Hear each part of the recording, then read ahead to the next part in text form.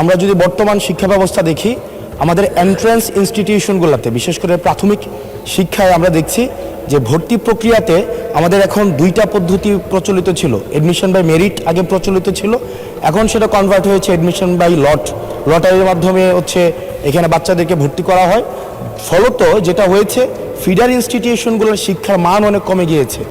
যার ফলে টারশিয়ারি এডুকেশনে আমরা কোয়ালিটি সম্পন্ন ছাত্র আমরা বিশ্ববিদ্যালয়গুলোতে আমরা পাঠাতে পারি না। এখন মাননীয় মন্ত্রী মহোদয়ের কাছে আমার প্রশ্ন থাকবে, এই যে প্রাইমারি স্কুলে বাচ্চাদেরকে ভর্তি করানোর ক্ষেত্রে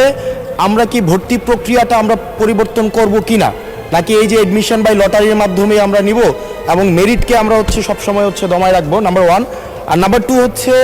আমাদের বর্তমান শিক্ষা পদ্ধতিতে আমরা যদি দেখি, আমরা যারা পয়সা দিয়ে কিনতে পারে তারা এখন ইংরেজি মাধ্যমটা কিনছে,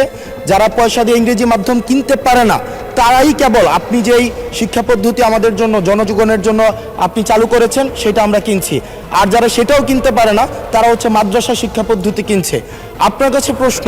যে আমাদের বর্তমানে একটা দেশে এই তিনটা শিক্ষা পদ্ধতি যেটা অর্থনৈতিক অবস্থার উপরে নির্ভর করে চলে, এই তিনটা শিক্ষা পদ্ধতি জিয়ে রেখে আপনার কি মনে হয় যে আপনি একটা ইনক্লুসিভ শিক্ষা পদ্ধতি নিয়ে আমাদের দেশটাকে আগায় নিতে পারবেন?